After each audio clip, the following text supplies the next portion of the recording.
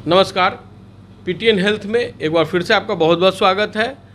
आज हम आए हुए हैं डॉक्टर संतोष कुमार के पास, जो कि कंसल्टेंट सर्जन है फोर्ड हॉस्पिटल के, और इनका अपना क्लिनिक भी है जेएच नर्सिंग होम, आपको कंकड़बाग में है।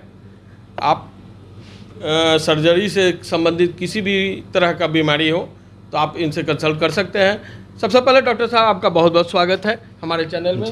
जी धन्यवाद। मैं एक्चुअली फोर्ड हॉस्पिटल का संस्थापक भी हूँ और वहाँ का कंसल्टेंट सर्जन भी हूँ। मैं अपने नर्सिंग होम का भी संस्थापक भी हूँ और इसके कंसल्टेंट भी हूँ।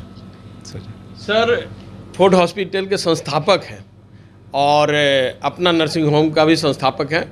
सर, गर्मियाँ चरम सीमा पे पहुँची हुई है एकदम, ये मतलब हीट वेव चल रहा है। तो हीट वेव में शरीर तो बॉडी तो गर्म होती है, पेट भी गर्म हो जाता है, और पेट से संबंधित बहुत तरह की, पेट जब गड़बड़ होता है तो बहुत तरह का बीमारियां शुरू हो जाती है। सर, इसमें एक आता है पाइल्स, फिसुला और फीसर। तो सबसे पहले जानना चाहेंगे सर, हमारे मरीजों को बताएं कि पाइल्स क्या होती है। देखिए, पाइल्स एक बहुत ही कॉमन बीमारी है जो बहुत लोग इससे ग्रसित हैं, लेकिन क्लिनिकल मतलब टिप ऑफ द आइसबर्ग ऊपर जो दिखाई पड़ता है वो बहुत कम है। डॉक्टर के पास आते हैं उसका संख्या बहुत कम है, क्योंकि एक क्रोनिक बीमारी है। ब्लीडिंग होती है पैखाने के रास्ते से, फिर ठीक हो जाता है, ब्लीडिंग होती है फिर ठीक हो जाता है, लोग समझते हैं अब ठीक हो गया, लेकिन ये धीरे धीरे इसका अमाउंट बढ़ता जाता है, पीरियड बढ़ता जाता है और फ्रीक्वेंसी भी बढ़ता जाता है, तो ब्लड लॉस हो जाता है इससे।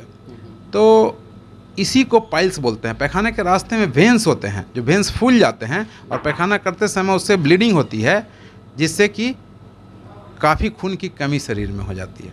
तो ये पाइल्स ही है। तो किन कारणों से पाइल्स हो जाता है सर? पाइल्स का सबसे मुख्य कारण है क्रोनिक कंस्टिपेशन, क्योंकि लोग पानी यदि कम पिएंगे तो कंस्टिपेशन होगा।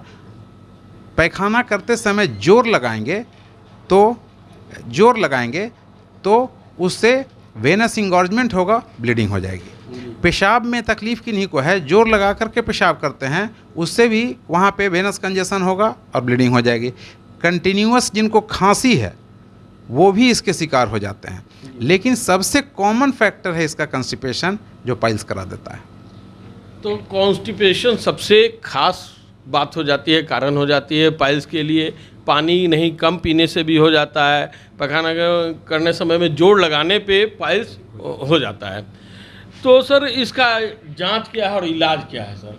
इसका जांच कोई टेस्ट अलग से नहीं होता, इसको सर्जन ही जांच करता है और वही डायग्नोसिस करता है, वही ट्रीट कर सकता है। इसके लिए कोई अलग से इक्विपमेंट नहीं चाहिए। जैसे एक छोटा सा इक्विपमेंट है प्रोक्टोस्कोप, उससे हम देखते हैं कि पैखाने के रास्ते में इंगॉज वेंस हैं कि नहीं, यदि हैं तो वही ब्लीड करता होगा। उसका फिर हम पाइल्स का जो कई डिफरेंट तरह के इलाज के मॉड्यूल हैं उसको अपनाते हैं और पेशेंट ठीक हो जाता है। तो ऑपरेशन ही एक इसका माध्यम है कि जिससे इलाज ठीक हो सकता है, दवा से नहीं ठीक हो पाता। दवा से कुछ दिन के लिए आप उसको रोक सकते हैं, कंट्रोल कर सकते हैं, लेकिन परमानेंट ये क्योर नहीं होगा दवा से। एकदम जान लीजिए, जो लोगों को ऐसा विश्वास है आयुर्वेदिक, होम्योपैथी और इस तरह के किसी भी पैथ में, तो इसका इलाज नहीं है, और इसका एक और एकमात्र इलाज है सर्जरी। कहा जाता है सर कि लोग कहते हैं कि पाइल्स का सर्जरी कराने के बाद भी फिर बाद से रिपीट हो जाता है पाइल्स। हाँ, जिस कारण से पाइल्स हुआ है वो फैक्टर यदि आप नहीं हटाएंगे तो कुछ दिनों के बाद फिर से पाइल्स होने की संभावना रहती है। क्योंकि हम लोग ऑपरेशन करते हैं, इसके बाद उसका जीने की शैली और पाइल्स ना हो इसके लिए क्या क्या करें ये मैं बता देता हूँ जी, ताकि दोबारा ना हो। जी। तो क्या क्या करना पड़ेगा सर? जैसे पानी आपको इस्तेमाल अधिक करना पड़ेगा, फाइबर फूड में ज़्यादा लेना पड़ेगा, जैसे कि स्प्राउट, सलाद, साग। ऐसे गांव में बहुत जो ये कॉर्न का जो भूजा होता है उससे भी कंस्टिपेशन दूर होता है। अच्छा। फिर सतीश बगोल का भूसी हम लोग खाने कहते हैं। मेडिसिन क्योंकि ज़्यादा दिन तक तो दे नहीं सकते कि मेडिसिन खाते रहिए और कब्ज दूर रहेगा, तो इन सारे हैबिट्स से जो डाइटिंग हैबिट है चेंज करने से वो कब्जियत दूर हो जाता है और परेशानी दूर हो जाती है। तो पाइल्स का ऑपरेशन कराने के बाद भी आपको परहेज़ रखना पड़ेगा, आपको खान पान में पूरा परहेज़ करना पड़ेगा, पानी की कमी नहीं होनी चाहिए, पानी अच्छा से पिए। कॉन्स्टिपेशन सबसे मेन कारण है, उसको दूर करने के लिए सर ने जो जो उपाय बताया। अगर जी यदि कोई बीमारी है, खांसी है तो खांसी ठीक करना पड़ेगा, पेशाब का तकलीफ है, जोर लगाते हैं पेशाब में, तो आपको वो पहले ठीक कराना होगा। जो सदी एसोसिएटेड कोई बीमारी के चलते हो रहा तो उसे भी ठीक कराना पड़ेगा। इससे संबंधित और भी जो जैसे खांसी है तो खांसी को आपको ठीक कराना है, पेशाब की बीमारी है, पेशाब में जोर नहीं लगाना है, अगर जोर लगाते हैं तो फिर से रिपीट होने की ये संभावना बन जाती है। सर पाइल्स के बारे में आपने बता दिया। सर दूसरा है पाइल्स से संबंधित फीसर। फीसर क्या है सर? फीसर एक कंस्टिपेशन से ही फीसर भी बनता है। जब हार्ड स्टूल आप पास करते हैं तो पैखाने का रास्ता को ज़्यादा डायलेट करना पड़ता है, जिसके कारण वो क्रैक कर जाता है, एक जगह फट जाता है और घाव हो जाता है। अब वो 24 आवर रेस्ट में तो जा नहीं सकता, या वीक में कोई वीक के लिए तो रेस्ट हो नहीं सकता। तो एक बार जब वहाँ से घाव हो जाता है, फट जाता है, तो बार बार वहाँ से स्टूल जब पास करेगा तो बार बार फटेगा और ठीक होगा, दर्द होगा, और दर्द इवन पैखाना जाने के बाद भी कई घंटों तक रह जाता है। अच्छा। तो जिसके कारण पेशेंट को बहुत तकलीफ होती है, 4-5 घंटे तो मतलब एकदम बेचैन रहता है दर्द से। तो फिस्चुला में पेन बहुत ज़्यादा होता है। पाइल्स में पेन हो भी सकता, नहीं भी हो सकता, लेकिन फिस्चुला में पेन ही होता है और ब्लड सिर्फ स्टूल पे लगा हुआ था, ज़्यादा ब्लड नहीं निकलता उसमें। तो ये फिसर है। ये फिसर हुआ जी। तो फिसर में आपको पेन बहुत ज़्यादा हो जाता है, ये घाव हो जाता है, घाव को भरने के लिए समय लगता है, तब तक उससे फिर प्रेशर पड़ जाता है, फिर घाव हो जाता है। तो फिस्चुला को ठीक करने के लिए क्या करना होगा? देखिए, फिस्चुला एक अलग बीमारी है। ये पैखाना के रास्ते के बगल में एक घाव होता है जिसका अंदर में आंत से कनेक्शन होता है। तो पहले तो एक बार घाव होगा, बहुत तेज़ दर्द करेगा, घाव जब फट के निकल जाएगा तो अंदर से पैखाना उस घाव में चला जाता है और बाहर निकल जाता है। तो एक कंटिन्यूअस प्रोसेस है, जब जब उसमें पैखाना जाएगा, घाव बनेगा, थोड़ा सा पस निकलेगा, ठीक हो जाएगा, फिर होगा। तो ये फिस्चुला होता है, जिसको भगंदर भी हिंदी में बोलते हैं। जी। तो ये एनल क्रिप्स होता है, क्रिप्स में इन्फेक्शन होता है और उसमें घाव होता है, घाव फिर पैखाना के रास्ते के बगल से वो फट करके बाहर चूने लगता है, और एक कभी कभी तो रास्ता बदल देता है, तो 2-3 ओपनिंग भी हो जाता है। तो फिस्चुला, जिसको कि भगंदर आम भाषा में बोलते हैं, और ये भी प्रचलित है इसका कि फिस्चुला जल्दी ठीक नहीं होता है। ऐसी बात नहीं है, फिस्चुला ठीक होता है।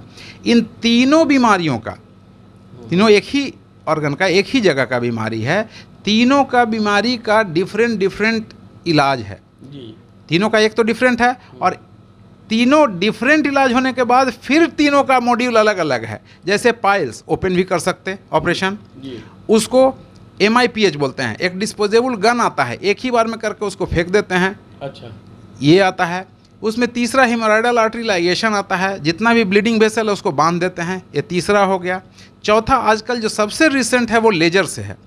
लेजर से इलाज में एक फ़ायदा क्या है, अभी रिसेंट वही है और अच्छा भी है, क्योंकि कोई भी चीज़ डेवलप करता है तो अच्छाई के लिए होता है। तो लेजर से इलाज करने के बाद पेशेंट को स्टे करने की ज़रूरत नहीं पड़ती है, सेम डे इवनिंग में घर छोड़ देते हैं। या पेशेंट को लगता है ऐसा, थोड़ा सा फियरफुल रहता है कि आज ही ऑपरेशन कराएं, आज ही जाएंगे तो ठीक है, एक दिन रख लेते हैं। तो लेजर जो आजकल है सबसे रिसेंट मोड ऑफ ट्रीटमेंट है, जिसमें पेशेंट को स्टे नहीं करना पड़ता और करीब करीब 100% क्योर हो जाता है। उस सारे चीज़ में होता है, फिस्चुला में भी, फिसर में भी और पाइल्स में भी। तो लेजर से ऑपरेशन कराना आसान है, लेजर से ऑपरेशन तीनों चीज़ों का आप कराते अगर हैं तो आपको स्टे करने की ज़रूरत नहीं है। आपके मन पे है कि अगर एक दिन स्टे कर गए तो ठीक है, लेकिन डॉक्टर साहब कहते हैं लेजर से ऑपरेशन कराना आप जा सकते, इसमें रेस्ट करने की भी जरूरत पड़ती है फिर? हाँ, रेस्ट करने की ज़रूरत नहीं पड़ती है, थोड़ा सा प्रिकॉशन लें कि उनको सीज बात, जैसे वहाँ पे कुछ ना कुछ, जब हम इलाज करेंगे तो कुछ ना कुछ तो वहाँ पे इंजरी होगी। लेजर बर्न कराता है, वो क्या कराता है कि टिश्यू को भी बर्न कराता है और वो ब्लड सेल्स को भी बर्न कराता है, और वो पाइल्स का जो फूला हुआ रहता है, वहाँ पे सूजन रहता है, इंगॉज वेंस रहता है, वो चिपक जाता है, तो पाइल्स ख़त्म हो जाता है। तो इसमें हम लोग घर जा कर के कुछ दवाई ओरल देते हैं और गर्म पानी में थोड़ा सा बैठ लेने कहते हैं, बस थोड़ा बहुत मलहम लगाना पड़ता है हल्का फुल्का, बस इससे ज़्यादा कुछ नहीं। रूटीन पे आप 1 ही 2 दिन बाद अपने जॉब पे जा सकते हैं उसमें। देखिए कितना आसान हो गया है ट्रीटमेंट। अब ट्रीटमेंट में बहुत ज़्यादा कष्ट नहीं होता है, 1-2 दिन में आप प्योर क्योर होकर अपने जॉब पे भी जा सकते हैं। सर ने ये बहुत अच्छी अच्छी बातें हमें बताई है पाइल्स, फिशर और फिस्टुला के बारे में। अब उम्मीद करते हैं कि आप समझ भी गए होंगे। सर ये जानकारी देने के लिए आपको बहुत बहुत धन्यवाद जी। और अगर ये कार्यक्रम आपको अच्छा लग रहा है तो आप इसे हमारे कार्यक्रम को सब्सक्राइब करना ना भूलें और लाइक करें, कमेंट करें। इसमें अगर किसी तरह का कोई प्रॉब्लम होगा तो फिर हम सर से कंसल्ट करेंगे। कमेंट अगर करते हैं, अगर आपको दिक्कत होती है तो सर से कंसल्ट कर कर आपका निवारण करने का, बीमारियों का निवारण करने का हम उपाय करेंगे। इसके लिए बहुत बहुत धन्यवाद सर, आपको भी बहुत बहुत धन्यवाद जी, थैंक यू।